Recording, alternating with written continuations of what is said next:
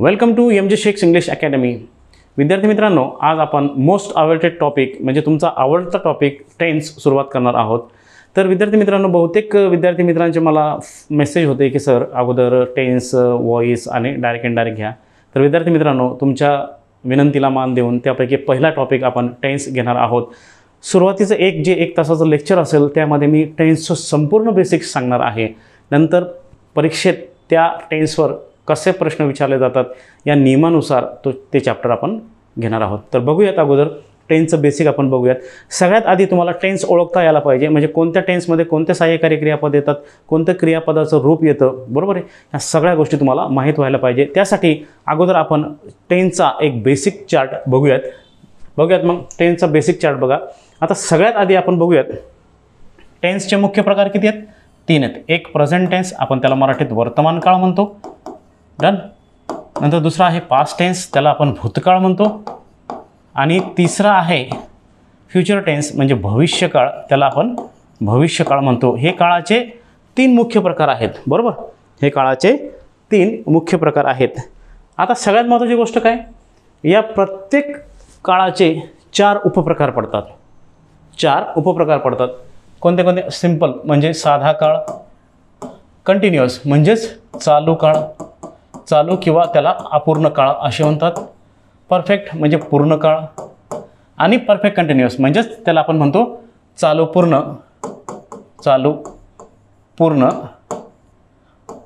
काळ, बरोबर. हे 3 काळ आहेत. आता या कंटिन्युअसमध्ये या कंटिन्युअस शब्दाला आणखी 2 शब्द आहेत. कंटिन्युअस शब्दाला कोणते 2 शब्द आहेत? प्रोग्रेसिव्ह किंवा इम्परफेक्ट असं नाव याला आहे. हे 2 शब्द लक्षात घ्या. कधी कधी सिंपलला देखील एक नाव येतं इनडेफिनेट टेन्स, लक्षात घ्या. हे पण नाव लक्षात घ्या. इनडेफिनेट टेन्स असा शब्द आला तर तो साधा काळ असतो, लक्षात घ्या. म्हणजे आपण अगोदर काय बघतोय, काळाचे मुख्य प्रकार 3, व प्रत्येक काळाचे 4 उपप्रकार पडतात.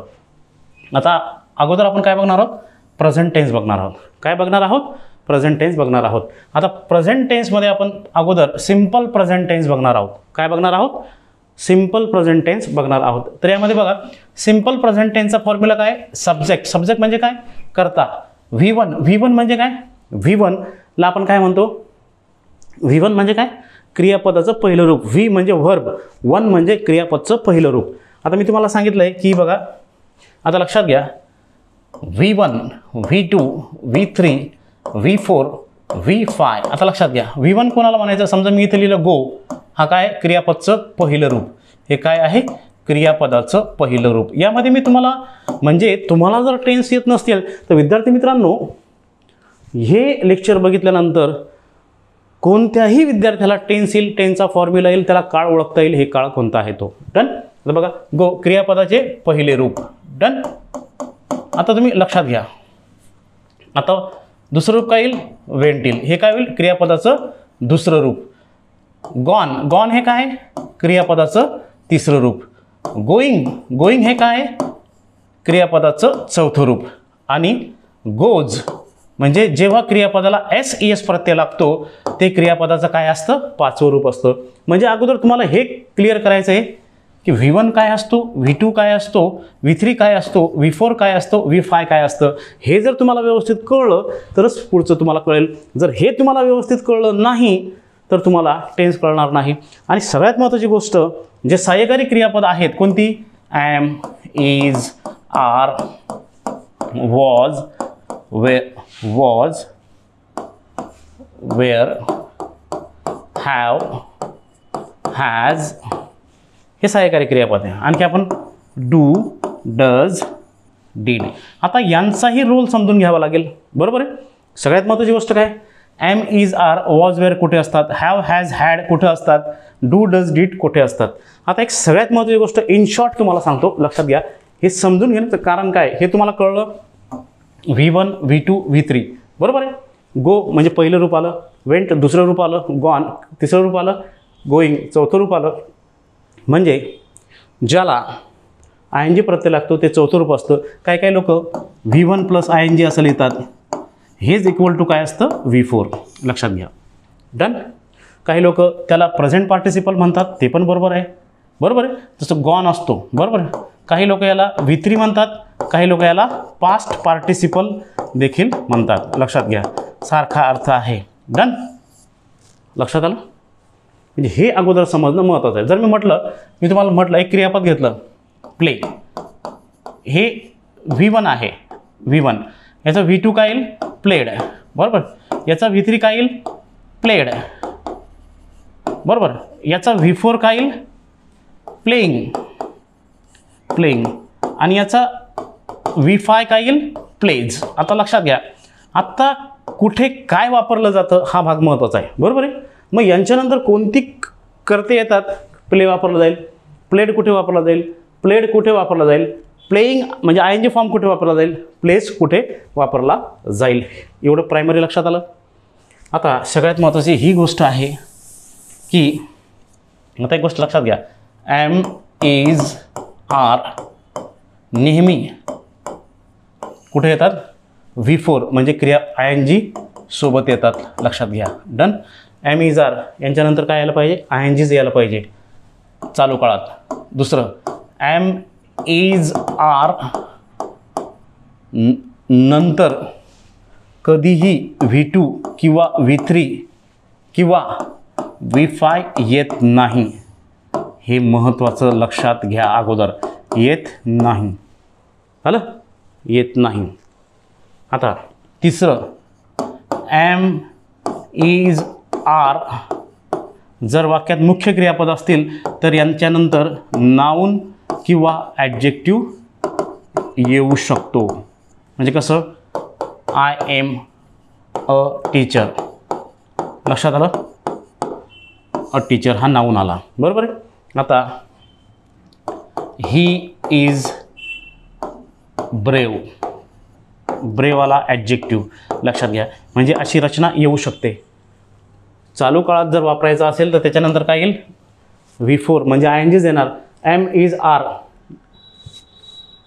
नंतर कधीही V2 V3 V5 येत नाही. आला तर ते काय व्याकरणदृष्ट्या चूक होईल. तसेच एम इज आर नंतर नाऊन किंवा ॲडजेक्टिव्ह येऊ शकतो. डन. तर हे महत्त्वाची गोष्ट आहे. जसं तुम्हाला एक्झाम्पल दिलं, जर मी म्हटलं I am playing cricket, I am playing cricket, मग playing cricket, I am playing cricket हे झालं. डन. हे याचं he is playing cricket, she is playing cricket या पद्धतीने. नंतर एम इज आर नंतर V2 आलं का? आय एम असं येईल का? प्लेड क्रिकेट असं येईल का? असं कधीच येणार नाही. लक्षात घ्या, असं कधीच येणार नाही. आलं तर ते वाक्य काय असेल? ते वाक्य चूक असेल. डन. हा प्राथमिक भाग आहे. लक्षात घ्या. डन. पुढे ठीक आहे. आता त्या चार्टमध्ये मी सांगेलच कोणत्या कर्त्यासोबत काय येतं, पण त्याच्या आधी आपण समजून घेऊ. लक्षात घ्या, am is are was were सोबत नेहमी काय येणार? V4 येणार. लक्षात घ्या.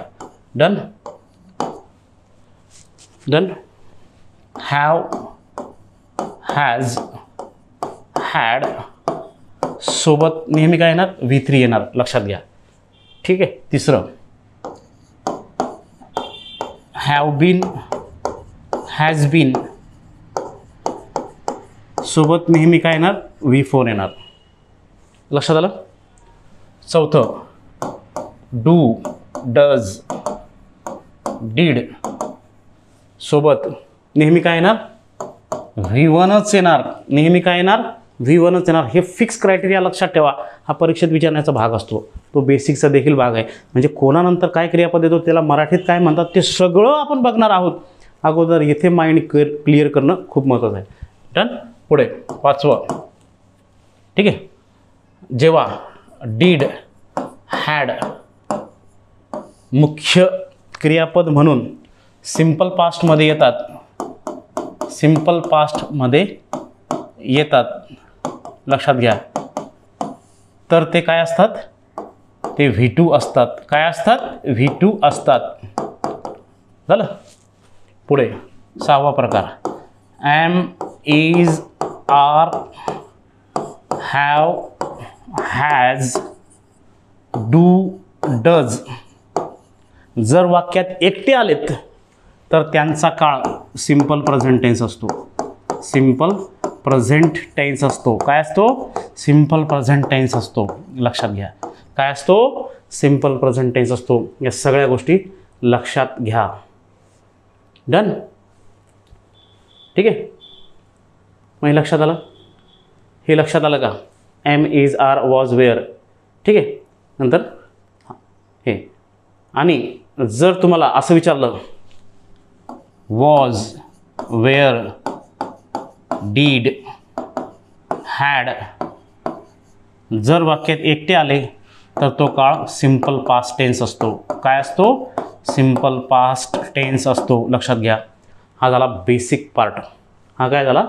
Basic part. हा खूप महत्त्वाचा आहे विद्यार्थी मित्रांनो. लक्षात घ्या. कोणाला काय म्हणतात आणि तो टेन्स कोणता असतो ते आपण नंतर ते 12 जे काळ आहेत ते तर आपण बघणारच. पण त्या काळाला शिकण्याआधी ह्या गोष्टी खूप महत्त्वाच्या आहेत. ह्या गोष्टी अतिशय महत्त्वाच्या आहेत अशी अपेक्षा करतो. हे तुमच्या लक्षात आलं असेल. तर पुढे आता याच्यात बघूयात. ठीक आहे. मग आपण आता काय करणार आहोत? आपण आता पहिला काळ घेणार आहोत. कोणता? Present tense. आता प्रेझेंटचे 4 प्रकार पडतात. Simple present tense, continuous present tense, perfect present tense, perfect continuous present tense. आता सिंपल प्रेझेंट टेन्सचा फॉर्म्युला काय असतो? Subject plus V1 plus O, कधी कधी subject plus V5 plus O अशी पण रचना असते. ओ हा कंपल्सरी नाही आहे. लक्षात घ्या. आपण फुल फॉर्म्युला देतो आहे. लक्षात आलं? आपण आता सिंपल प्रेझेंटची रचना आपण कशी करतो? सब्जेक्ट आहे, V1 आहे प्लस ऑब्जेक्ट आहे. म्हणजे क्रिया करतो, करते, करतात. म्हणजे आपण म्हटलं राम प्लेज हॉकी. आपण म्हटलं राम प्लेज हॉकी. बरोबर आहे. राम हॉकी खेळतो. म्हणजे ज्या वाक्यात तो, ते, तात शेवटी येतो तो सिंपल प्रेझेंट असतो. आणि सिंपल प्रेझेंट टेन्सचा formula subject plus V1 plus object, subject V5 plus object असे 2 फॉर्म्युले आहेत. काय आहेत? असे 2 फॉर्म्युले आहेत त्याचे. म्हणजे डू केव्हा? आता लक्षात घ्या. आय, वी, यू आणि दे असेल तर आपण काय घेणार? डू घेणार. म्हणजेच V1 घेणार. डन. आणि ही, शी, इट, राम, गोविंदा, सीता असेल तर तिथं आपण काय घेणार? V5 घेणार. म्हणजेच डज घेणार. लक्षात घ्या. डन. लक्षात आला हा फॉर्म्युला? आता आपण इथे वाक्य तयार करूयात. बघा कसं?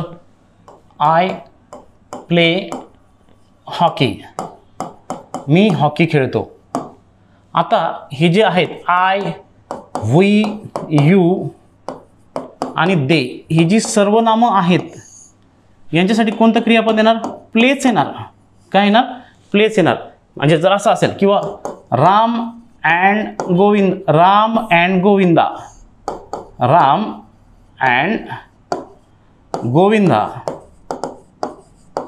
राम अँड गोविंदा हे म्हणजेच हे अनेक वचनी झालं. याला पण काय येणार? प्लेच येणार. बरोबर आहे. आणि जर असं असेल ही, she, it, Ram, comma Gita, Govinda म्हणजे एकवचनी तृतीय पुरुषी असेल तर येणाऱ्या क्रियापदाला SES प्रत्यय लागेल. येणाऱ्या क्रियापदाला SES हा प्रत्यय लागेल. लक्षात आलं? SES हा प्रत्यय लागेल. लक्षात घ्या. आता हा अनेक वचनी करता झाला म्हणून इथे अनेक वचनी क्रियापद आलं. आणि एक सगळ्यात महत्त्वाची गोष्ट, ज्या क्रियापदाला SES लागतो म्हणजेच प्लेज. समजा असं प्लेज हा क्रियापद काय असतो? हा क्रियापद एकवचनी आहे. लक्षात घ्या. हा क्रियापद काय? एकवचनी आहे. आणि जर मी तुम्हाला विचारलं प्ले हा क्रियापद एकवचनी आहे का अनेकवचनी, तर हा मित्रांनो क्रियापद अनेकवचनी आहे. लक्षात घ्या.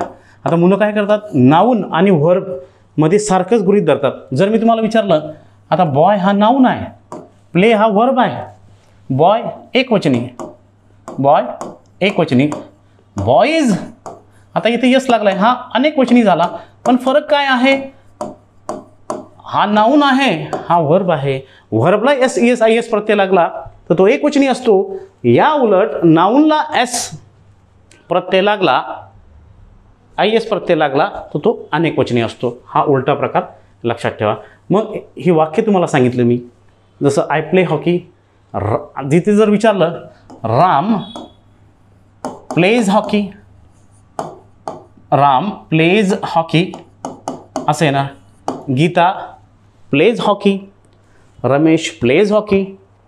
एकवचनी करते म्हणून एकवचनी क्रियापद. जर अनेकवचनी असेल, बॉईज अनेकवचनी झालं, मग प्ले येणार की प्लेज येणार? लक्षात घ्या, बॉईज हा जर अनेकवचनी आहे तर इथे क्रियापद येणार प्ले, प्लेज येणार नाही, कारण प्लेज हे क्रियापद एकवचनी आहे. बॉईज अनेकवचनी म्हणून क्रियापद देखील अनेकवचनी यायला पाहिजे. इंग्लिशमध्ये लक्षात घ्या, ज्या क्रियापदाला S E S I S लागलेला असतो तो एकवचनी असतो. या उलट ज्या क्रियापदाला S E S I S प्रत्यय नसतो तो अनेकवचनी असतो. डन. आता पीपल प्ले येईल का प्लेज येईल? प्ले येणार, प्लेज येणार नाही, कारण पीपल अनेकवचनी आहे. लक्षात आलं? ही प्राथमिक गोष्ट लक्षात आली. चला मागे. मग इथे बघा, हे लक्षात आलं. डू केव्हा, डज केव्हा फॉर्म्युला, म्हणजे तुम्ही नंबर्स ऑफ वर्ब्स घेऊन बनवू शकतात. मी तुम्हाला वर्बची लिस्ट दिली. मेक आहे, गो आहे, कम आहे, प्ले आहे, हाईड आहे, सीक आहे, राईट आहे, रीड आहे, है ना. जी क्रियापद आहेत ते तुम्ही बनवू शकतात. मग सिंपल प्रेझेंट टेन्स लक्षात आला का? सिंपल प्रेझेंट टेन्स लक्षात आला का? लक्षात आला? करतो, करते, करतात. आय प्ले क्रिकेट म्हटलं, मी क्रिकेट खेळतो. I work in the factory म्हटलं, मी कारखान्यात काम करतो. आय टीच स्टुडंट, मी विद्यार्थ्यांना शिकवतो. तो, ते, तात असं ज्याच्यात येतं तो असतो सिंपल प्रेझेंट. डन. आता पुढे. आता इंग्रजीमध्ये दोनच अशी काळ आहेत, इंग्रजीमध्ये दोनच अशी काळ आहेत की त्यामध्ये सहाय्यकारी क्रियापदे नाहीत. ती दोन काळ म्हणजे पहिला नंबर आहे सिंपल प्रेझेंट टेन्स आणि दुसरा नंबर आहे सिंपल पास्ट टेन्स. दिसत आहेत तुम्हाला? हां, दिसत आहेत. आता याच्यामध्ये बघा, एम इज आर आहे, ते आपण घेतले. डू डज असे दिसतात का वाक्यात? ते नाही. Am is are, have has है ना, हॅव हॅज इथं दिसतोय का? इथून इथं दिसतोय. इथं डीड तर आपण टाकलाय. डीड झाला तर म्हणजे तो सिंपल पास्ट असतो. अगोदर मी तुम्हाला सांगितलं तो घ्यावा लागतो. Subject was were continuous past, had plus V3 perfect past, had been plus V4 past perfect continuous. Simple फ्युचरमध्ये काय बघा, शॅल विल आहे. मग हेच क्रियापदाचं स्ट्रक्चर तुम्हाला लक्षात ठेवायचं आहे. मग हे लक्षात ठेवलं तर त्याचे अर्थ पण मी दिलेले आहेत. म्हणजे हे मी का दिलं होतं, म्हणजे डू डज ज्या वाक्यात येतो तो सिंपल प्रेझेंट टेन्स असतो. लक्षात घ्या. डन. पहिलं लक्षात आलं? पहिला प्रकार लक्षात आला का? ठीक आहे. आता चला दुसऱ्या प्रकाराकडे चला. दुसरा प्रकार कोणता आहे? प्रेझेंट टेन्समध्ये दुसरा प्रकार आहे कंटिन्युअस प्रेझेंट टेन्स. त्याला दोन नावं आहेत, प्रोग्रेसिव्ह किंवा इम्परफेक्ट. आलं लक्षात? म्हणजे कंटिन्युअस मिळून तीन झालेत, कंटिन्युअस, इम्परफेक्ट, प्रोग्रेसिव्ह असे त्याला नाव आहेत. म्हणजे कन्फ्यूज नाही व्हायचं. आयोग कंटिन्युअस म्हणजे हेच कंटिन्युअस विचारेल असं नाही, प्रोग्रेसिव्ह पण विचारू शकतं, इम्परफेक्ट पण विचारू शकतं. मी तुम्हाला सांगितलं होतं सिंपलला आणखी दुसरं नाव आहे इनडेफिनेट, ते पण लक्षात घ्या. आता बघा काय फॉर्म्युला आहे याचा कंटिन्युअस प्रेझेंटचा. कंटिन्युअस प्रेझेंटचा फॉर्म्युला आहे subject plus am plus is plus are. म्हणजे एकाच वाक्यात काय येणार, कधी इज येणार, कधी आर येणार, कधी एम येणार. आता हे जर आपण बघितलं तर आता बघा, आय ला एम येणार, वीला आर येणार, यूला आर येणार, ही शी इट असेल त्याला काय येणार, इज येणार, आणि देला आर येणार. बरोबर आहे ना? म्हणजे कुठे काय येणार हे क्लिअर झालं. Ram is, Sita is, Ram and Shyam are, Gopal and Ashok are, people are, they are, Rajesh, Mahesh and Gopal are. लक्षात आलं? Bird it, pen is. लक्षात आलं? Bird is, pen is, birds are, pens are, I am. लक्षात आलं? Done. Rajesh and I are. लक्षात आलं? Keep in mind. म्हणजे आपण एम इज आर हा कुठं वापरतो हे लक्षात आलं. मग कसं त्याची रचना असेल, त्याची रचना अशी असेल सब्जेक्ट एम किंवा इज किंवा आर. लक्षात आलं? म्हणजे जर मी तुम्हाला एक वाक्य सांगितलं I am playing cricket. Playing cricket म्हणजे काय, मी क्रिकेट खेळत आहे. मी क्रिकेट खेळत आहे असं त्याचा क्रिया करत आहे. म्हणजे जेव्हा वाक्य शेवटी त आहे, ती गाणं गात आहे, ती कार चालवत आहे, तो क्रिकेट खेळत आहे, तो अभ्यास करत आहे, ते गाणे गात आहेत, अशी जी रचना असेल तो काळ असतो कंटिन्युअस प्रेझेंट टेन्स. आणि कंटिन्युअस प्रेझेंट टेन्सची रचना असते subject plus am is are plus V4. V4 म्हणजेच काय, ING. V1 प्लस ING म्हणजे हा आहे चालू वर्तमान काळाचा फॉर्म्युला, वाक्य. आणि हे लक्षात आलं. डन. आता तिसरा प्रकार बघूयात आपण. तिसरा प्रकार काय आहे, प्रेझेंट टेन्सचा perfect present tense. Perfect present tense. आता परफेक्ट प्रेझेंटचा फॉर्म्युला काय, subject plus have oblique has plus V3 plus object. म्हणजे काय, केलेलं आहे, तो क्रिकेट खेळलेला आहे. He has played cricket. मी माझं काम पूर्ण केलेलं आहे. I have completed my work. ती मुंबईला गेलेली आहे. She has gone to Mumbai. ती मुंबईहून आलेली आहे. She has return from Mumbai. लक्षात आलं. म्हणजे या पद्धतीने आपण वाक्य बोलू शकतो. आता विद्यार्थ्यांना मेन प्रॉब्लेम काय येतो, हॅव कुठे आणि हॅज कुठे. तर मित्रांनो लक्षात घ्या, हॅव कुठे आणि हॅज कुठे. आय, वी, यू आणि दे असेल, लक्षात घ्या, तर यांच्यापुढे आपण काय वापरतो, हॅव वापरतो. आय, वी, यू, दे असेल तर आपण काय वापरतो, हॅव वापरतो. बरोबर. आणि ही, शी, इट असेल तर आपण हॅज वापरतो. मग राम असेल हॅज, गोपाल असेल हॅज, पीपल असेल हॅव. पीपल अनेकवचनी आहे, लक्षात घ्या. अनेकवचनीला हॅव आहे, एकवचनीला हॅज आहे.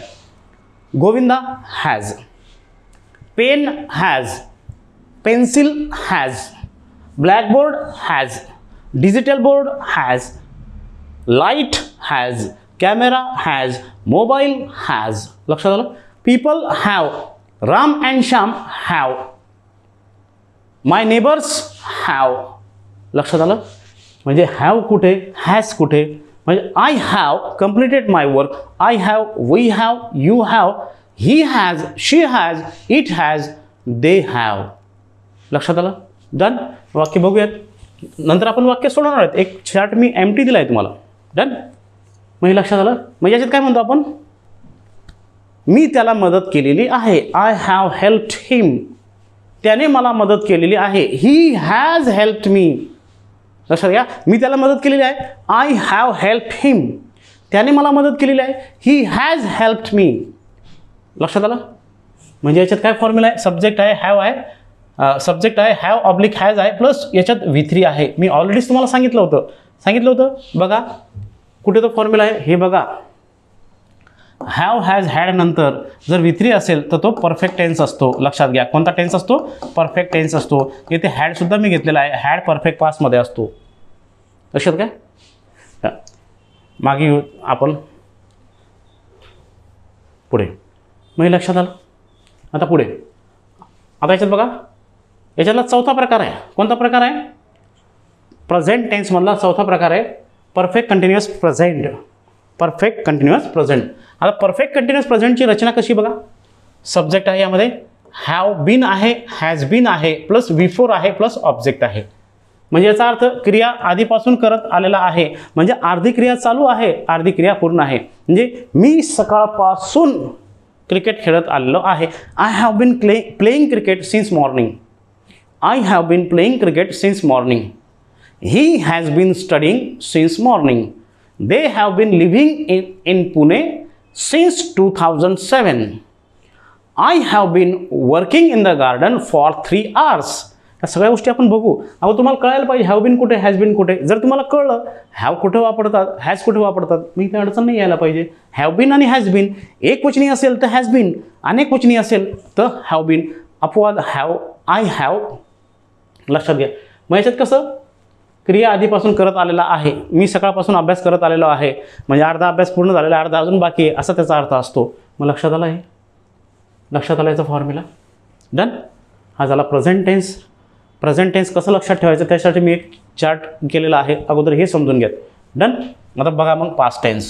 आता बघूयात पास्ट टेन्स. पास्ट टेन्समध्ये काय सांगितलं, फॉर्म्युला काय सांगितलं आहे, सब्जेक्ट म्हणजे करता, व्हर्ब V2 म्हटलं आहे, V2 प्लस ऑब्जेक्ट. V2 म्हणजे क्रियापदाचं दुसरं रूप. म्हणजे काय, क्रिया केली, क्रिया झालं, झालं गेलं, आले, खाल्ले, पिले, उठले, बसले, असे जर अर्थ असेल तो सिम्पल पास्टमध्ये असतो. जर एखाद्या वाक्यात डीड आला तर तो देखील काय असतो, सिम्पल पास्ट असतो. जसं मी सांगितलं होतं, एखाद्या वाक्यात डूडच आला तर तो सिम्पल प्रेझेंट असतो. तसंच एखाद्या वाक्यात डीड आला तर तो सिम्पल पास्ट असतो. लक्षात घ्या, डीड हे क्रियापदाचं दुसरं रूप आहे, डू हे क्रियापदाचं पहिलं रूप आहे, डज हे पाचवं आहे, तर डीड हे काय आहे, डीड हे क्रियापदाचं दुसरं रूप आहे. लक्षात घ्या. ठीक आहे, क्रिया केली, क्रिया झाली. आता इथं बघा, करता कोणताही असो, म्हणजे आय असो, वी असो, यू असो, ही असो, शी असो, दे असो, राजेश असो, महेश असो, राजेश अँड महेश असो, गोपाल असो, राधा असो, पीपल असो, दे असो, तिथे V2च येणार.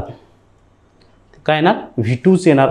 आता एक गोष्ट नेहमी लक्षात घ्या, V2, डीड आणि हॅड लक्षात घ्या, ही अशी क्रियापदं आहेत, ही अशी क्रियापदं आहेत की यांच्यानंतर कोणताही करता, यांच्या आधी कोणताही करता आला तर ते आहे त्या फॉर्ममध्येच वापरले जातात. लक्षात घ्या. डन म्हणून यांना कॉमन व्हर्ब म्हणतात. काय म्हणतात, कॉमन व्हर्ब म्हणतात. हे सिंग्युलर आणि प्लुरलच्या कॅटेगरीमध्ये येत नाहीत. लक्षात घ्या, हे सिंग्युलर आणि प्लुरलच्या कॅटेगरीमध्ये येत नाहीत, त्यांना काय म्हणतात, कॉमन व्हर्ब म्हणतात. आता इथे V2 आहे, कोणताही करता असो V2 येणार, डीड असो, कोणताही करता असो डीड येणार. हॅड आला आहे वाक्यात, मी तुम्हाला सांगितलं होतं ना, जेव्हा वाक्यात हॅड एकटा येतो तेव्हा तो सिम्पल पास्ट असतो. मग आय येऊ देत, वी येऊ देत, यू येऊ देत, ही, शी, इट, दे, पीपल असो, काही पण येऊ देत करता, तिथं हॅडच येणार. म्हणून यांना काय म्हणतात, कॉमन व्हर्ब म्हणतात. डन. मी इथं बघा, क्रियापदाचं दुसरं रूप, I played hockey, me hockey खेळलो. ही हेल्प मी, त्याने मला मदत केली. बरोबर आहे. आय कम्प्लिटेड माय प्रोजेक्ट, मी माझा प्रोजेक्ट पूर्ण केला. आय कम्प्लिटेड माय स्टडीज, मी माझा अभ्यास पूर्ण केला. Studies, I completed my studies, मी माझा अभ्यास पूर्ण केला. स्टडीज हा नाऊन आहे, स्टडी हा व्हर्ब आहे. लक्षात घ्या. डन. हे लक्षात आलं. इथं काय पाहिजे, V2 पाहिजे.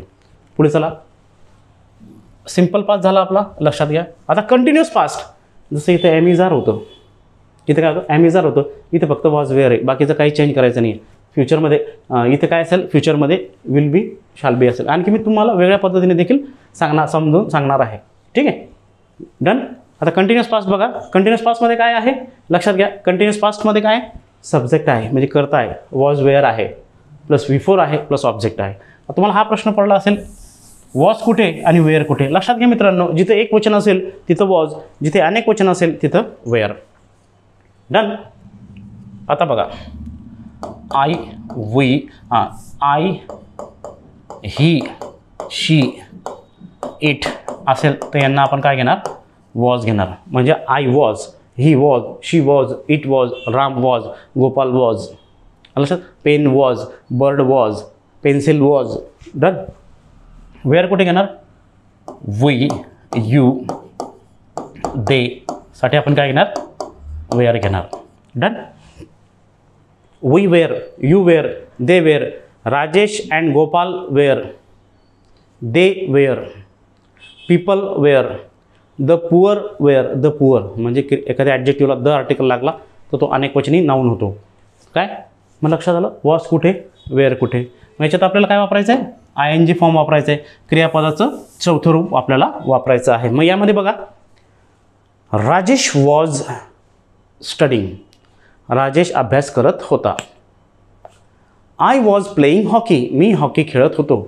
He was working in the field, तो शेतात काम करत होता. तो मला मदत करत होता. He was helping to me, he was helping to me. लक्षात आलं. ह्या पद्धतीचं वाक्य आपल्याला तयार करायचं आहे. They were ploughing in the field, ते शेतात नांगरत होते. या पद्धतीने हे वाक्य तयार होईल. They were undertaking a new project, ते नवीन प्रकल्प हाती घेत होते, असा त्याचा अर्थ आहे. Ram and Shyam were going to college, Ram and Shyam कॉलेजला जात होते. Gita and Sita were singing songs. आलं लक्षात. या पद्धतीने आपण वाक्य बनवू शकतो. लक्षात आलं. मग वॉज कुठे, वेअर कुठे. डन. आता याच्यात बघा, आता तिसरा प्रकार बघूयात आपण पास्टचा. कोणता येतो, परफेक्ट पास्ट. कोणता आहे, परफेक्ट पास्ट. डन. आता परफेक्ट पास्टमध्ये काय फॉर्म्युला आहे? हा चार्ट मी तुम्हाला याच्यासाठी दिला की तुमच्या लक्षात यायला पाहिजे. परफेक्ट पास्टमध्ये फॉर्म्युला काय आहे? सब्जेक्ट आहे, हॅड आहे, प्लस काय आहे? V3 आहे प्लस ऑब्जेक्ट आहे. म्हणजे याच्यात काय? क्रिया पूर्ण झालेली होती असं दाखवायचं आहे. Subject had plus V3 plus object. आता याच्यात कोणताही करता येऊ देत, हीच रचना येणार. मग करता एकवचनी असो म्हणजे सब्जेक्ट तो एकवचनी असो की अनेकवचनी असो, येथे काय येणार? येथे काय येणार? येथे काय येणार? हाच फॉर्म्युला येणार, हॅडच येणार त्याला. म्हणजे बघा आता, Rajesh had completed his work. राजेशने त्याचं काम पूर्ण केलेलं होतं. राजेशने त्याचं काम पूर्ण केलेलं होतं. झालं? हे कोणताही करता येऊ देत. मी तुम्हाला सांगितलं हा कॉमन वर्ब आहे. जर तुम्ही लिहिलं होतं डीड, हॅड, हे काय आहेत? कॉमन वर्ब आहेत. ठीक आहे. वेअर. याच्यानंतर डीड हॅड, डीड हॅड हे काय? V2 हे काय आहेत? कॉमन वर्ब आहेत. यांच्यानंतर कोणतंही करता येऊ देत, ते आहे त्या फॉर्ममध्येच असतात. डन. मग they had, Rajesh had, Mahesh had, I had, we had, they had, पुढे V3च येणार. आलं का लक्षात? म्हणजे हॅडच येणार, कुठे बदलणार आहे का? कारण याच्यात एकच सहाय्यकारी क्रियापद आहे. मुलांना अडचण कुठे येते? जिथे 2-2 सहाय्यकारी 3-3 सहाय्यकारी क्रियापद असतात तिथे अडचण येते, लक्षात घ्या. ठीक आहे. पण इथे काय? एकच सहाय्यकारी क्रियापद आहे म्हणून लक्षात आलं असेल. पुढे बघा, सब्जेक्ट. आता चौथा प्रकार बघूयात पाचचा. कोणता? याचा अर्थ पण लक्षात घ्या बरं का. मी नंतर तुम्हाला लिहून देणार एक चार्ट, मी एम्प्टी ठेवला आहे तुमच्यासाठी. ठीक आहे. आता चौथा प्रकार कोणता आहे? Perfect continuous past. Perfect continuous past. झालं? आता याच्यात बघा, याच्यात कसं येणार? याचा फॉर्म्युला काय? Subject plus had been plus V4 plus object. म्हणजे अर्धी क्रिया आधीपासूनच झालेली होती आणि अर्धी चालू होती असा त्याचा अर्थ आहे. मग याच्यात कसं? याच्यात पण हॅड बीन एकच सहाय्यकारी क्रियापद आहे. मग करता कोणताही येऊ देत, रचना अशीच येणार. I had been living in Pune. मी पुण्यात राहत आलेलो होतो. बरोबर आहे. या पद्धतीने हे वाक्य येईल. लक्षात घ्या. याच्यात जास्त टाईम पास करण्याची गरज नाही आहे, कारण हॅड बीन एकच क्रियापद आहे. लक्षात घ्या. डन. आता चला फ्युचरकडे. फ्युचरचं काय म्हणते बघा. फ्युचरचा पहिला पार्ट कोणता? Simple future. सिम्पल फ्युचर हा सिम्पलचा आहे, हा कंटिन्युअसचा आहे, हा परफेक्टचा चार्ट आहे, हा परफेक्ट कंटिन्युअसचा चार्ट आहे. लक्षात आला ना? काही कन्फ्युजन असेल तर मेसेज किंवा फोन करा. डन. आता याच्यात बघा, फ्युचर सिम्पल फ्युचरमध्ये काय? सब्जेक्ट आहे. शाल आणि विल. आता मुलांना लगेच प्रॉब्लेम होतो, सर शाल आणि विल आला, शाल कुठे, विल कुठे? एक्सप्लेन करतो. लक्षात घ्या, जिथं 2 सहाय्यकारी क्रियापद असतात किंवा 2 पेक्षा जास्त सहाय्यकारी क्रियापद असतात, कुठे काय वापरायचं ते देखील तुम्हाला सांगतो. आता लक्षात घ्या, सब्जेक्ट आहे, नंतर काय? शाल आणि विल. गडबड कुठे करतात मुलं? इथे सर शाल की विल. बरोबर. त्याच्यानंतर काय येणारं क्रियापद? काय? V1च आहे. एक नेहमी लक्षात घ्या, जेवढेही मॉडेल आहेत, शाल, should, will, would, can, could, may, might, must, need not, dare not, ought to, use to, याच्यानंतर V1च येतं. याच्यानंतर जर V2 आला असेल तर ते वाक्य चूक असतं. डन. ठीक आहे. लक्षात घ्या, इथे काय पाहिजे? V1च पाहिजे. जर तुम्हाला शाल आणि विल नंतर V2 दिसला किंवा V3 दिसला तर तो रॉंग आहे. V3 येऊ शकतो केव्हा? जेव्हा shall have, will have, would have, could have, might have, must have, need not have, ought to have नंतर V3 येईल. पण या सिंगल नंतर V3 किंवा V2 येणार नाही. हॅव असेल तर V3 येतो. जर हे प्लेन सिंगल येत असतील, कसे? शाल V1, will V1, can V1, कुड V1, मस्ट V1. लक्षात? Ought to V1, used to V1, need not V1, dare not V1. लक्षात आलं? पण यांच्यानंतर जर हॅव आला तर V3 येतो. जर हॅव आला नाही, हे एकटे आले तर V1 येतो. हे लक्षात घ्या. डन. मग याचा अर्थ काय? क्रिया करेल किंवा करणार आहे, करू असा अर्थ होतो. म्हणजे मी उद्या मुंबईला जाणार आहे असं म्हणतो. बरोबर आहे? असं म्हणतो ना आपण, I shall go to Mumbai tomorrow. काही विद्यार्थी म्हणतो I am going to Mumbai tomorrow. असं नाही येणार का? अर्थ बघा, I am going to Mumbai tomorrow. मी उद्या मुंबईला जात आहे. याचा अर्थ काय होतो? जाणार आहे. म्हणजे कधी कधी सिम्पल सेंटेन्समध्ये किंवा सिम्पल प्रेझेंटमध्ये किंवा कंटिन्युअस प्रेझेंटमध्ये जर फ्युचर एक्सप्रेशन, आता टुमारो हा भविष्यकाळ दर्शवतो, असं एक्सप्रेशन असेल तर तो काळ देखील फ्युचर टेन्स असतो. ते आपण रूल्समध्ये शिकूया, इथं कन्फ्यूज नको सध्या. डन. पहिले बेसिक तुम्ही बघा, बेसिक नंतर आपण ते पुढे बघूयात. डन. तर याच्यात बघा, तर यामध्ये काय येणार, इथे V1च येणार याच्यासोबत. म्हणजे बघा आता शाल आणि विल कुठे, बरोबर आहे. आता सगळ्यात महत्त्वाचा मुद्दा काय आहे, आता एक गोष्ट लक्षात घ्या, आय आणि वी असेल तरच शाल येतो, बाकीच्या सगळ्यांना विल येतो. इंग्लिश ग्रामरमध्ये बोलताना हा नियम पाळत नाहीत, पण लिहिताना इंग्लिश व्याकरणमध्ये आय आणि वी सोबत शाल वापरतात. बोलताना आय विल असंही म्हणतो, त्याचा अर्थ वेगळा आहे. ज्यावेळेस आपण युसेज ऑफ मॉडल ऑक्झिलरी हे चॅप्टर शिकू त्यावेळेस ते जास्त क्लिअर होईल. तर सगळ्यात महत्त्वाची गोष्ट काय, आय आणि वी सोबत काय येणार, शाल येणार, बरोबर आहे. मग यू असो, ही असो, शी असो, इट असो, राम असो, गोविंद असो, सीता असो, पीपल असो, दे असो, सगळ्यांसोबत काय येणार, शालच येणार. काय येणार, सॉरी विलच येणार, विलच येणार. कोणासोबत, आय आणि वी सोडून उरलेल्या सर्व वर्बसोबत विल येणार. शाल कुठे येणार, फक्त आय आणि वी सोबत. लक्षात आलं. आय शॅल हेल्प हिम, मी त्याला मदत करेन, मी त्याला मदत करेन. मी उद्या तुला भेटेन, आय विल, बघा मी तुला उद्या भेटेन, I shall meet you tomorrow. I will meet you tomorrow, ह्या दोघांचे अर्थ वेगवेगळे होतात. I shall meet you tomorrow असं म्हटलं तर याचा अर्थ असा होतो, हां मला वेळ मिळाला तर भेटेल, जमलं तर भेटेल. पण I will meet you tomorrow जर असं कोणी बोलत असेल तर याचा अर्थ काय, हां मी तुला नक्कीच भेटेन असा अर्थ होतो. मी तुम्हाला याचे अर्थ नंतर समजवतो. हा खूप जबरदस्त पार्ट आहे, कारण ज्याचं टेन्स चांगलं असेल ना मित्रांनो, त्याला इंग्लिशमध्ये प्रचंड कॉन्फिडन्स येतो. आणि स्टेप बाय स्टेप आपण ह्या सगळ्या गोष्टी घेतोय आपल्या या सरळ सेवेच्या बॅचमध्ये किंवा डिपार्टमेंटल PSIच्या बॅचमध्ये किंवा कंबाईन राज्यसेवेच्या बॅचमध्ये, कोणतीही बॅच तुम्ही करा, याच्यामध्ये काय होणार आहे, याचा अभ्यास खूप महत्त्वपूर्ण ठरणार आहे. हा भाग खूप महत्त्वपूर्ण आहे तुमच्या अभ्यासासाठी. लक्षात आलं. तर यामध्ये सगळ्यात महत्त्वाची गोष्ट काय बघा, सब्जेक्ट काय, म्हणजे शाल केव्हा येणार, विल केव्हा येणार, हे क्लिअर झालं. त्याचा अर्थ काय, क्रिया करेल, करणार आहे, करू. आम्ही तुला मदत करू, वी शाल हेल्प यू. आम्ही तुला उद्या भेटू, we shall meet you tomorrow. आपण उद्या मीटिंग घेऊ, we will have meeting tomorrow असं पण येतं. हॅव म्हणजे V1 आहे बरं का, लक्षात घ्या.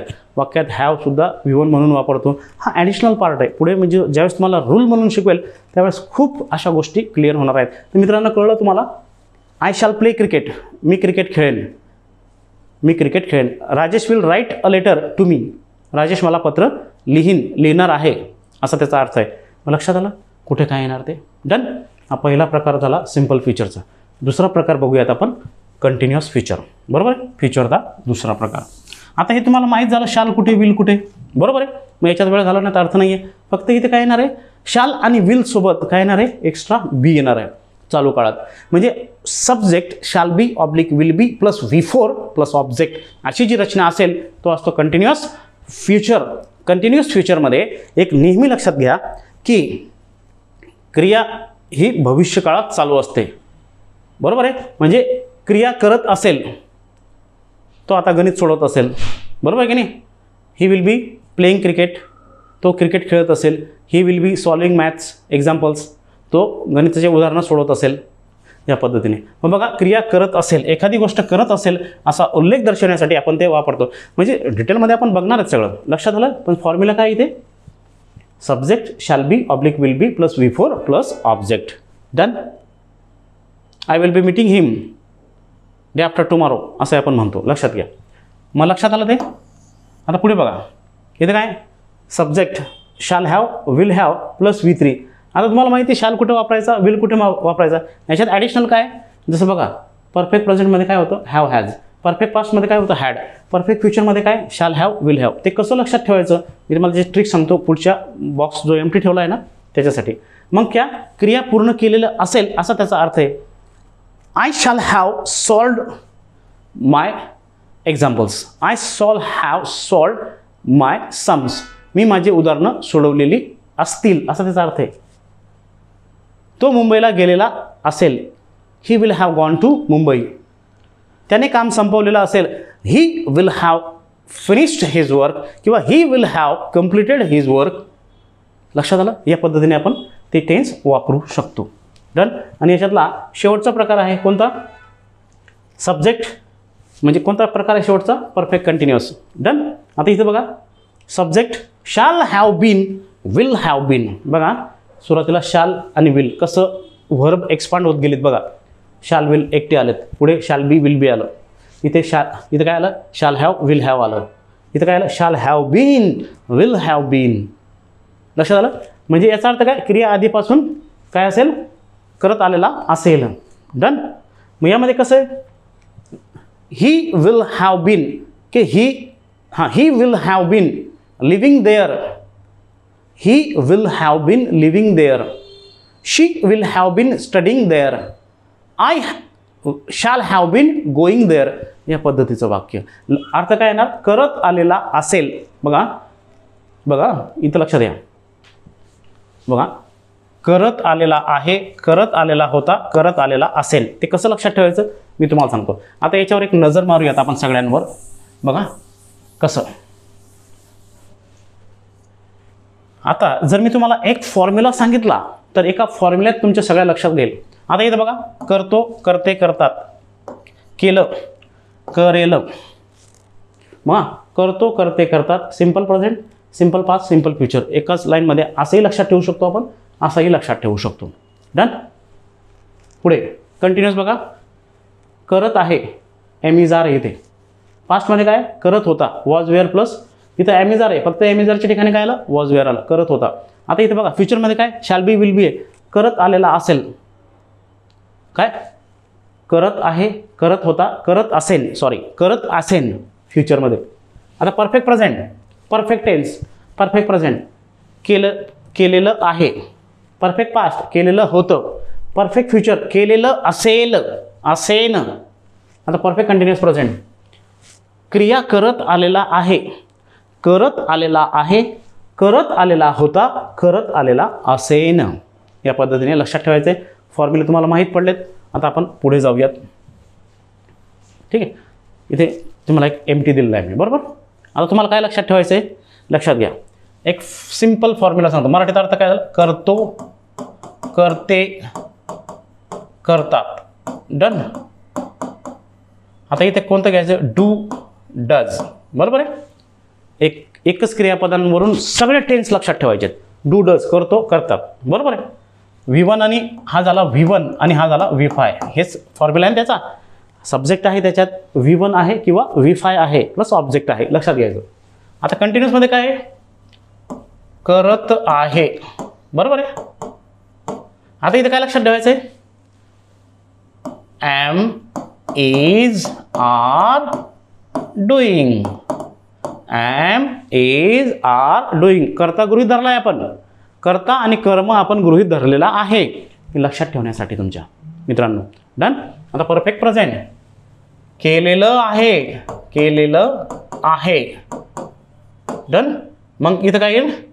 Have oblique has done. आता हॅव हॅज कुठे वापरतो हे तुम्हाला माहिती आहे. डन. केलेलं आहे. आता लक्षात ठेवायचं हॅव हॅज डन म्हणजे इथं काय येणार? हा डन म्हणजेच काय? V3. हा डुईंग म्हणजेच काय? V4. लक्षात आलं. आणि आता परफेक्ट कंटिन्युअस करीत आलेला आहे, करीत आलेला आहे. डन. इथं बघा have been oblique has been doing. बरोबर. V4 आहे ना. करत आलेला आहे. लक्षात घ्या. या पद्धतीने चटकन तुमच्या लक्षात राहत असेल, चटकन लक्षात राहत असेल. प्रेझेंट टेन्स संपला. करत, करतो, करते, करतात, करत आहे, केलेलं आहे, करीत आलेला आहे. सूत्र पण बघा. आपण त्याच्या कर्ता आणि क्रियापद लक्षात घेतलेला आहे. बरोबर आहे. आता प्ले वगैरे वगैरे आपण डूवरून सगळा खेळ खेळतो इथे. लक्षात आलं. डूवरून 12च्या 12 काळ लक्षात ठेवायचे. नंतर आपण दुसरं क्रियापद वापरून असंख्य वाक्य तयार करू शकतो. डन. आता पास्ट टेन्स केलं, झालं, झालं किंवा झाले. ठीक आहे. आता यात बघा इथं काय येणार? फक्त डीड. काय येणार? डीड. डीड काय? V2 आहे. डीड काय आहे? V2 आहे. ज्या काळात डीड येतो एकटा तो सिंपल पास्ट असतो. झालं. हां. आता कंटिन्युअस पास्ट करीत होता, होती, होते असा अर्थ आहे. इथं काय येणार मग? वॉज वेअर डुईंग असं येणार. आय-एन-जी फॉर्म आहे ना, इथं पण डुईंग, इथं पण डुईंग. डुईंग कोणता कितवा फॉर्म आहे? चौथा. तर परफेक्ट पास्ट. केलेलं होतं, झालं होतं या अर्थाने, केलेलं होतं या अर्थाने बरं का. खूप सेन्सिटिव्ह असतं हे, लगेच मिटतं सगळं. केलेलं होतं असा अर्थ. मग इथे काय येणार? Had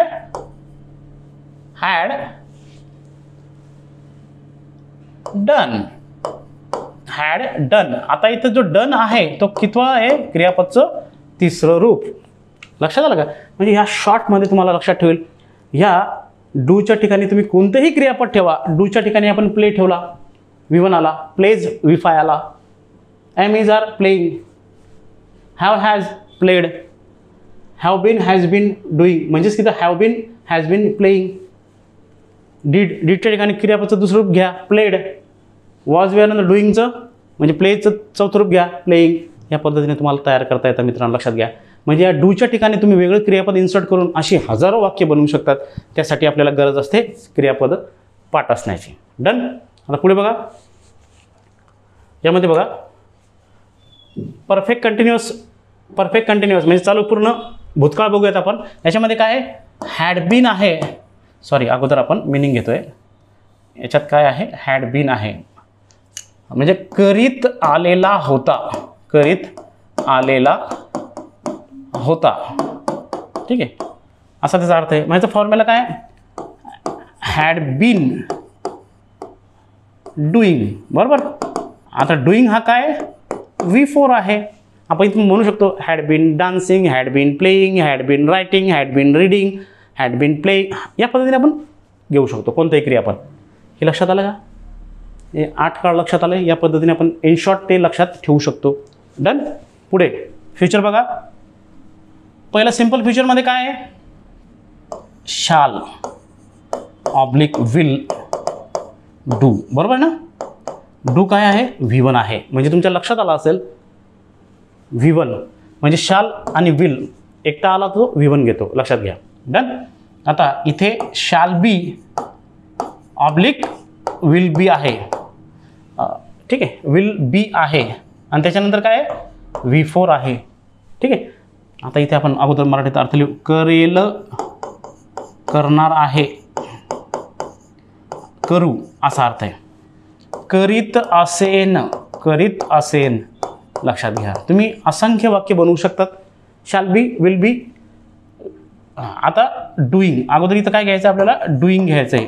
doing. हे डुईंग काय आहे? V4 आहे. लक्षात घ्या. डुईंग काय? V4 आहे. करीत असेल. आता आपण परफेक्ट फ्युचर घेणार आहोत.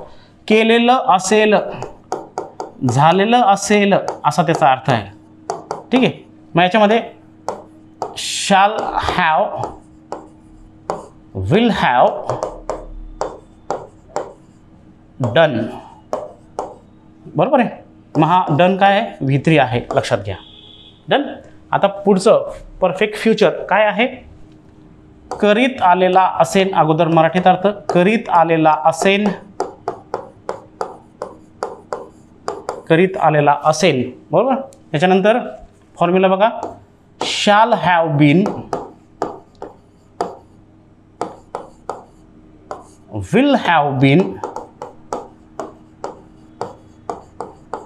डुईंग. बरोबर. म्हणजेच हा डुईंग काय झाला इथे? V4. लक्षात घ्या. मग मित्रांनो, एकदा झाला याला व्यवस्थित नजर टाका याच्यावर, म्हणजे तुमच्या लक्षात येईल.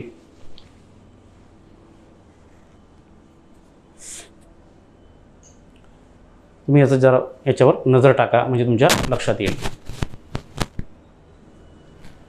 ठीक आहे.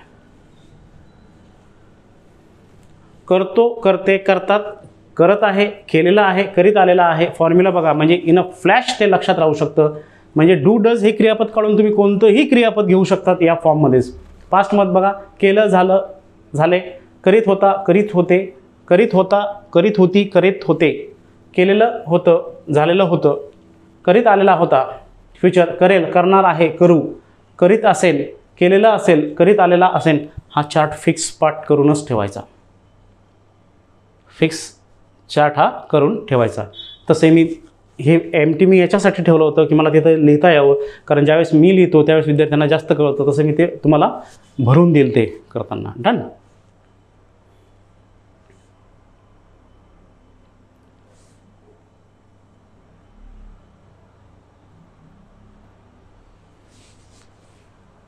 बघा जरा व्यवस्थित. मग तुम्हाला लक्षात आलं का, ह्या क्रियापदांच्या ऐवजी आपण दुसरं क्रियापद याच्यात ॲड करून शेकडो वाक्य, हजारो वाक्य तयार करू शकतो. लक्षात घ्या. ठीक आहे. Doing, done, doing. लक्षात. म्हणजे जर मी असं म्हटलं डू डसच्या ठिकाणी राईट राईट्स असं क्रियापद लिहा. Write writes. इथं काय येईल? Am is are writing. इथं काय येईल? Have has written. आता राईटचं चारही फॉर्म तुम्हाला माहीत पाहिजे, पाचही. राईट पहिलं रूप, रोट दुसरं रूप, रिटन तिसरं रूप, रायटिंग चौथं रूप, राईट्स पाचवं रूप. लक्षात आलं. रिटर्नमध्ये डबल टी आहे, रायटिंगमध्ये सिंगल टी. बरं का, मुलं चूक करतात लिहिताना, लक्षात घ्या. डन.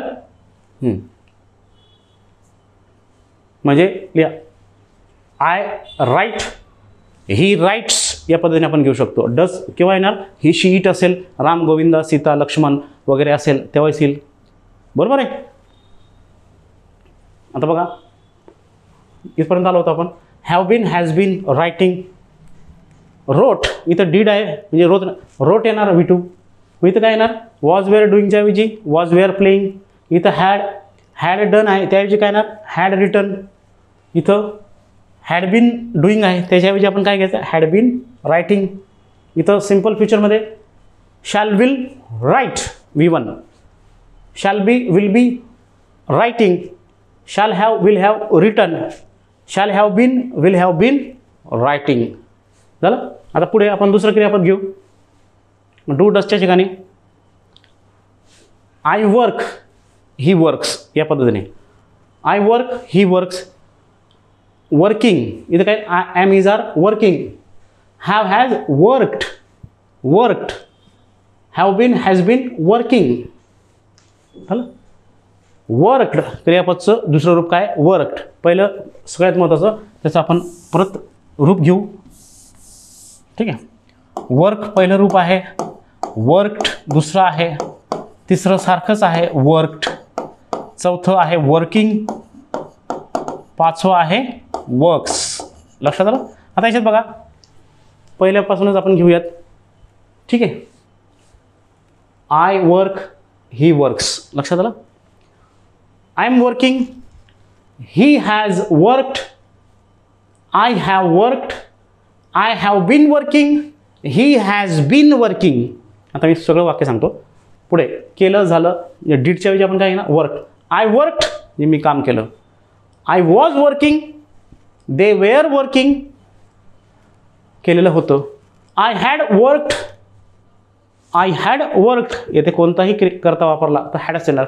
पुढे I had been working, I had been working येथे पण तसंच. आता इथे बघा I shall work, he will work. I shall be working, he will be working. I shall have worked, he will have worked. I shall have been working, he will have been working. लक्षात आलं. विद्यार्थी मित्रांनो, याच पद्धतीने तुम्ही क्रियापद त्याच्यात insert करून ते तयार करायचं आहे. हे तुम्हाला कळलेलं असेल. आणखी आपण एक याच्यात क्रियापद घेऊ. रीड पहिलं क्रियापद आहे रीड, दुसरं याचा उच्चार आहे रेड, तिसरा ही याचा उच्चार काय आहे? रेड, चौथा आहे रीडिंग आणि पाचवा आहे रीड्स. उच्चार लक्षात घ्या बरं का. पहिल्याचा उच्चार आहे रीड, दुसऱ्याचा रेड, तिसऱ्याचा देखील रेड आहे उच्चार, रीडिंग आणि रीड्स. 1 2 3 4 5 लक्षात आलं. आता आपण काय करूयात? रीड रीड्स घेऊन परत एक चार्ट तयार करूयात. I read, he reads. I am reading, he is reading. We are reading. लक्षात आलं. पुढे I have read, he has read, V3. I have been reading, I have been reading, Rajesh has been reading, they have been reading. लक्षात घ्या. आता past tense केलं झालं. I read, मी वाचलं असा अर्थ आहे. I read, I was reading, they were reading, Rajesh and Mahesh were reading, Ram was reading. असं. I had read, they had read, Ram had read, Govinda had read, Geeta had read. या पद्धतीने. आता इथे had been reading, I had been reading, they had been reading. पुढे आता future tense. I shall read, he will read, Govinda will read, Mahesh will read, Sushma will read. पुढे करीत असेल म्हणजे कंटिन्युअस फ्युचरमध्ये.